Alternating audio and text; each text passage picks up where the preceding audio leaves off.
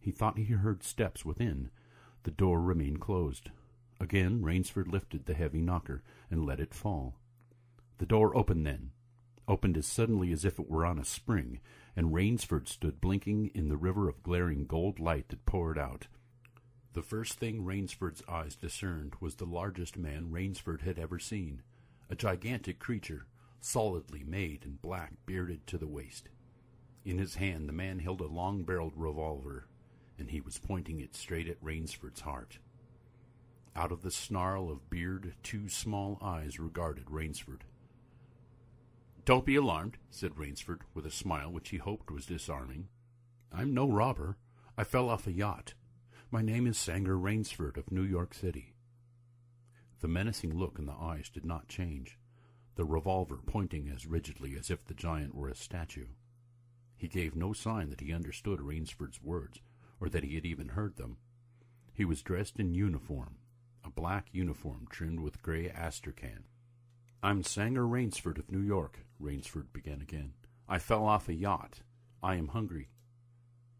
The man's only answer was to raise with his thumb the hammer of his revolver. Then Rainsford saw the man's free hand go to his forehead in a military salute, and he saw him click his heels together and stand at attention. Another man was coming down the broad marble steps, an erect, slender man in evening clothes. He advanced to Rainsford and held out his hand. In a cultivated voice marked by a slight accent that gave it precision and deliberateness, he said, "It is a very great pleasure and honor to welcome Mr. Sanger Rainsford, the celebrated hunter, to my home." Automatically Rainsford shook the man's hand. "I've read your book about hunting snow leopards in Tibet, you see," explained the man. "I am General Zaroff." Rainsford's first impression was that the man was singularly handsome. His second was that there was an original, almost bizarre quality about the general's face. He was a tall man past middle age, for his hair was a vivid white, but his thick eyebrows and pointed military mustache were as black as the night from which Rainsford had come. His eyes, too, were black and very bright. He had high cheekbones, a sharp-cut nose, a spare, dark face, the face of a man used to giving orders, the face of an aristocrat. Turning to the giant in uniform, the general made a sign. The giant put away his pistol, saluted, withdrew. "Ivan is an incredibly strong fellow," remarked the general, "but he has the misfortune to be deaf and dumb. A simple fellow, but, I'm afraid, like all his race, a bit of a savage." "Is he Russian?" "He is a Cossack," said the general, and his smile showed red lips and pointed teeth. "So am I." "Come," he said.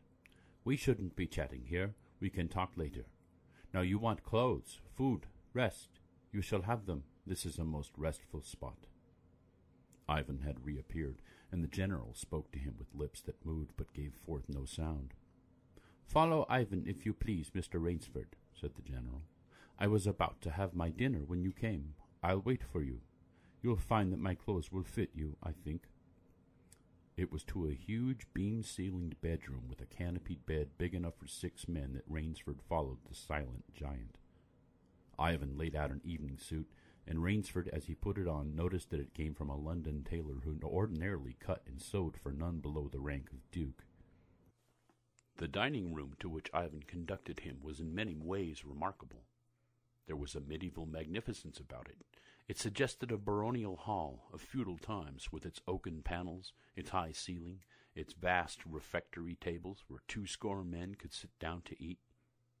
About the hall were mounted heads of many animals, lions, tigers, elephants, moose, bears, larger or more perfect specimens Rainsford had never seen. At the great table the general was sitting alone. "You'll have a cocktail, Mr. Rainsford," he suggested. The cocktail was surpassingly good, and, Rainsford noted, the table appointments were of the finest, the linen, the crystal, the silver, the china. They were eating borscht, the rich red soup with whipped cream so dear to Russian palates. Half apologetically, General Zaroff said, "We do our best to preserve the amenities of civilization here. Please forgive any lapses. We are well off the beaten track, you know. Do you think the champagne has suffered from its long ocean trip?" "Not in the least," declared Rainsford. He was finding the General a most thoughtful and affable host, a true cosmopolite. But there was one small trait of the General that made Rainsford uncomfortable.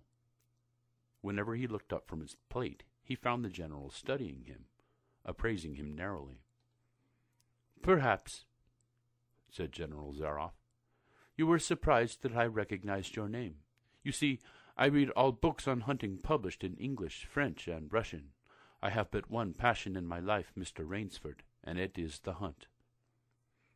"You have some wonderful heads here," said Rainsford, as he ate a particularly well-cooked filet mignon.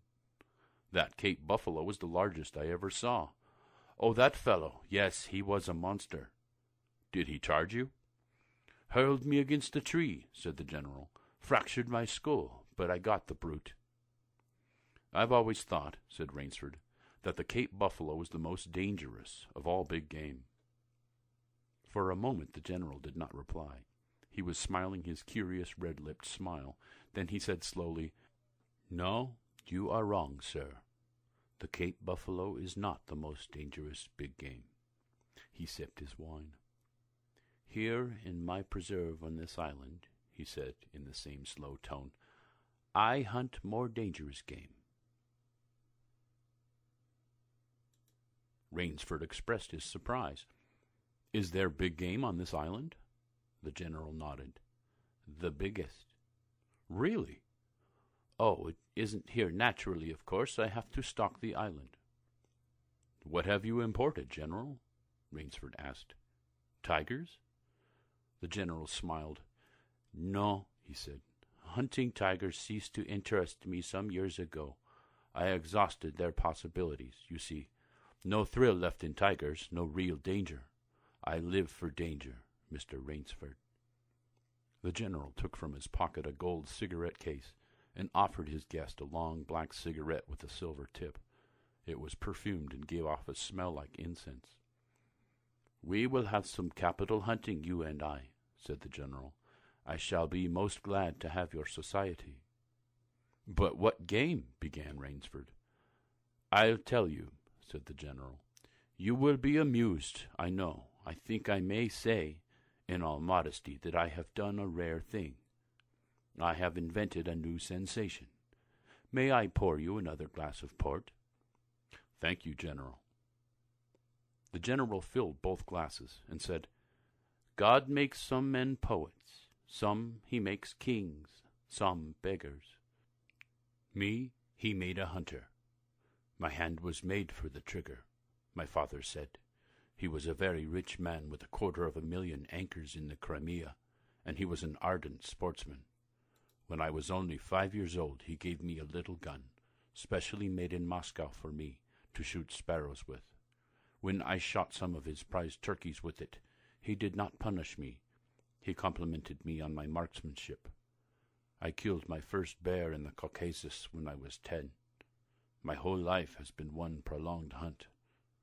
I went into the army. It was expected of noblemen's sons, and for a time commanded a division of Cossack cavalry.